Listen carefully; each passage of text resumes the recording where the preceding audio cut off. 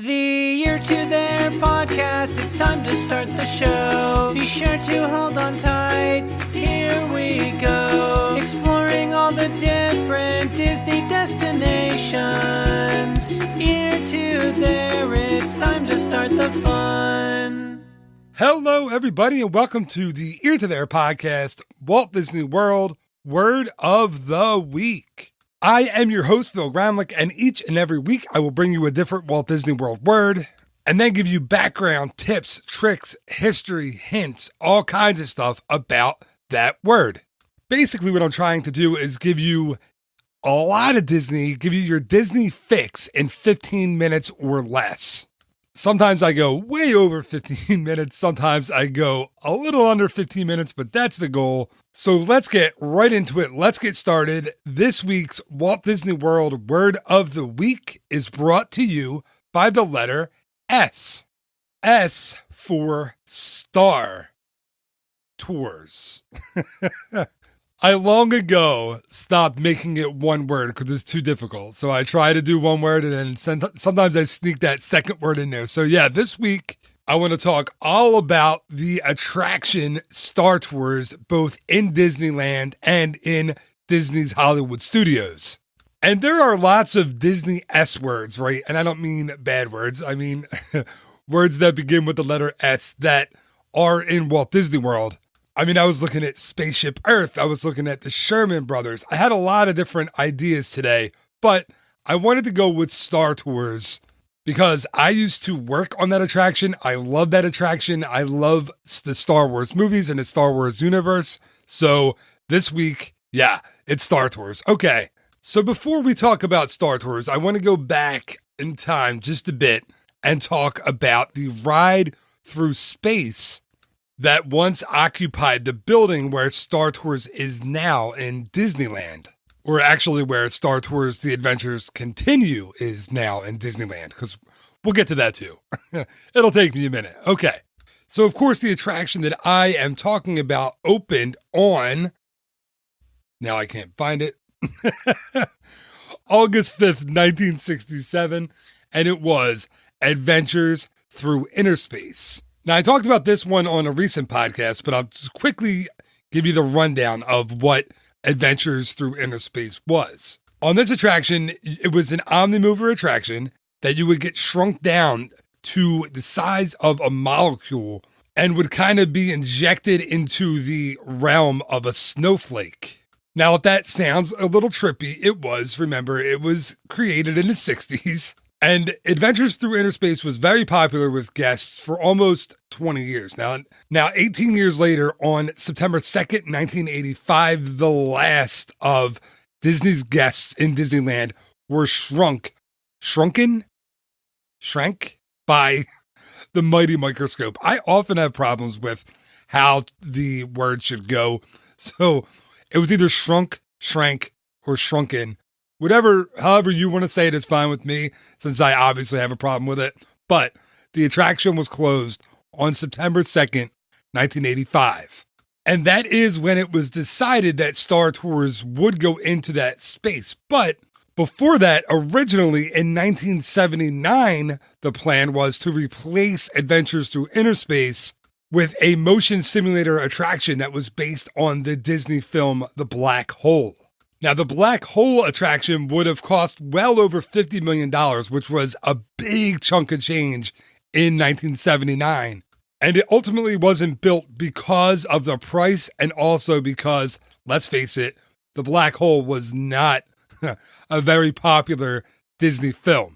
So instead of completely getting rid of the idea of a motion simulator, Disney instead decided to capitalize on their partnership with George Lucas, who was the creator of Star Wars, who they had partnered with previously for the 1986 attraction Captain EO. So then Disney decided to approach George Lucas with the idea of a motion simulator-based Star Wars attraction in Disneyland. George Lucas agreed. He thought it was a great idea. Disney went out and purchased 4 military-grade flight simulators for the attraction, and the attraction started to be built. Now, George Lucas and his team of special effects folks at Industrial Light and Magic were responsible for actually producing that film that you would see on the original Star Tours attraction. Once both the film and the construction of the attraction were completed, a computer programmer sat inside one of the motion simulators, watched the film, and programmed the simulator to react to the movements that would have happened in the film. Quick aside, I am not a computer programmer, but how cool must that job have been, right? Talk about the ultimate video game. You get to sit inside a simulator and kind of pilot it as you're watching the original Star Tours film. So cool. Now, who knows if this attraction would have been as successful if it was given its original proposed name. So do you know the original proposed name for Star Tours? I'll give you a second to think about it. Okay. If you still need a minute, by all means, pause the show.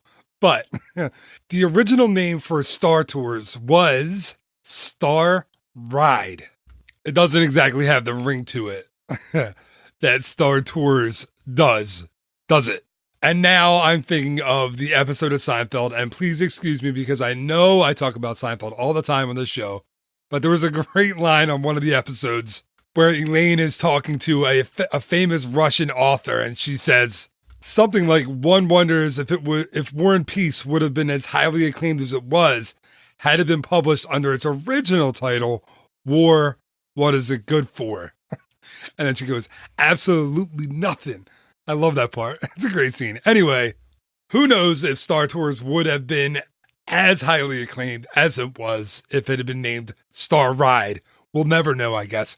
Anyway, the original Star Tours attraction starred some really famous Star Wars people like Anthony Daniels and Warwick Davis. Paul Reubens was actually the voice of Rex, the very incompetent Star Speeder pilot. And as a matter of fact, you can still see Rex in the Hollywood Studios queue of Star Tours The Adventures Continue. So in Disney's Hollywood Studios, Star Tours opened on December 15th, 1989, and had its last run on September 7th of 2010. Now, Star Tours The Adventures Continue opened in Disneyland on June 3rd, 2011, and a month earlier in Disney's Hollywood Studios on May 20th, 2011. Now, I just mentioned the cast for the original Star Tours attraction. Check out the cast for Star Tours The Adventures Continue.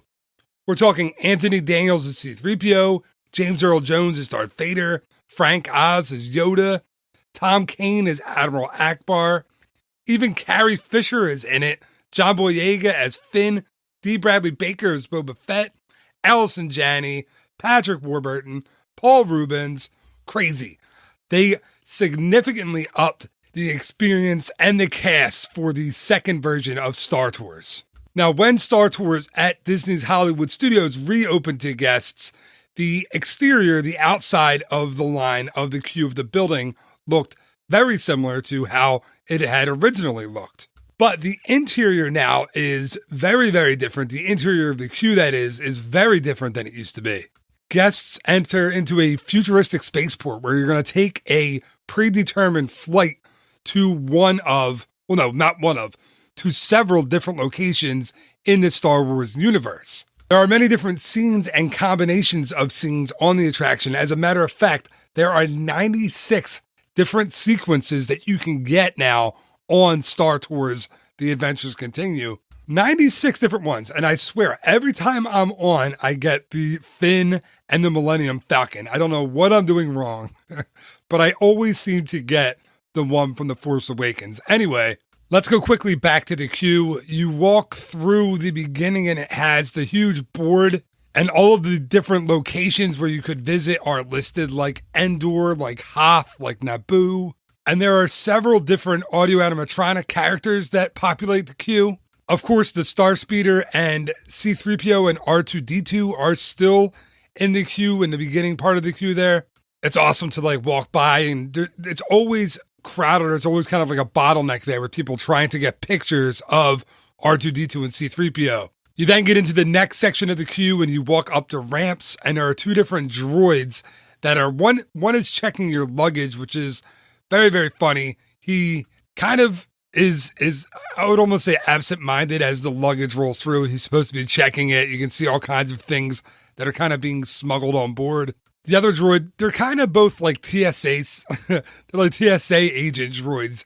The other one is at the top of the ramp.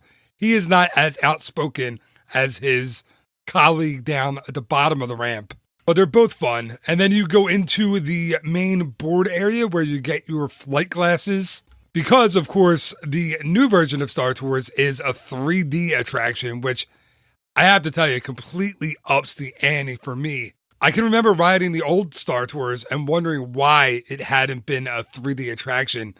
And quite simply, the answer was the technology was not as good back in the 80s. But this one is fantastic. Everything, when you get on the attraction, everything kind of syncs up with the sound, the movement of the simulator. The 3D is some of the best in all of the parks. I particularly love when something will kind of jump on the windshield of your simulator. Not to spoil too much, but there's a few different things, a few different animals or creatures or aliens that get onto your screen there, and it's very, very cool. And of course, the pilot for your new Star Speeder for Star Tours is C-3PO in a very cool kind of advanced audio animatronic version of C-3PO. He's very fluid in his movements. Well, as fluid as C-3PO is in the films.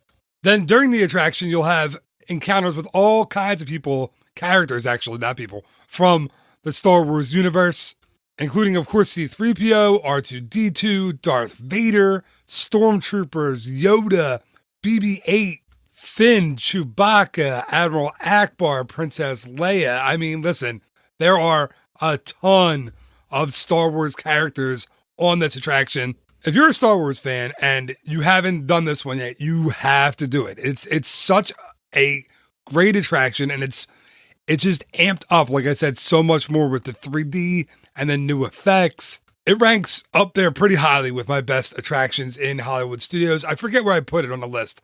I know it's in my top 5. Okay, so on to a couple of Star Tours fun facts or secrets or whatever you want to call them. Okay, so in the queue, in the Disneyland version of this attraction, they have the C-3PO audio animatronic character. The shell, the costume of that audio animatronic character is actually the costume that Anthony Daniels wore in the original trilogy. It was later retrofitted with parts to make it an audio animatronic character, but that, from what I've been told, of course, is the original C-3PO costume that Anthony Daniels wore. All right, on to number 2. Also, while in the queue in Star Tours, you would hear a woman's voice come over the PA, and she would make a few announcements, right? One of them was for, and forgive me if I butcher the pronunciation of this, because I forget exactly how it is pronounced, but one of the announcements went like this. Departing Endor passenger, Sakul, Mr. Egrog Sakul, please see the Star Tours attendant at gate number 3. That name, Sakul, Egrog, however you pronounce it, Sakul, is actually George Lucas spelled backwards. So that's a pretty cool, pretty hidden little fun thing in the queue of Star Tours. And lastly, the third one, and I haven't heard this one in a really long time, so I'm not quite sure if they actually played it either the Star Tours in Disneyland or the Star Tours at Hollywood Studios, but there also used to be an announcement for Mr. Tom Morrow to meet his party at gate number 4 of Star Tours. Oh, and actually I lied. There's one more announcement that I wanted to mention, and that one is when you are in the queue, you will hear a PA announcer ask for someone to move a Star Speeder with the license plate THX1138.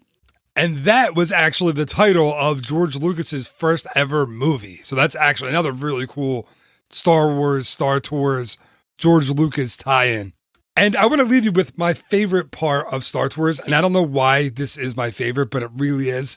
After the attraction is over and the robot attendant, the one that gave you the pre-show instructions, her name is Ali San, and it's actually Allison Janney's voice. So just about the time Allison Janney gives you the deboarding instructions, the music plays that is actually the Star Wars ending credits. And for some reason, it plays as you walk out and walk down the hallway and leave that attraction. And I love it. It makes me feel like I'm in a Star Wars movie. So that's how I want to end this episode. I'm going to play a little bit of that music now.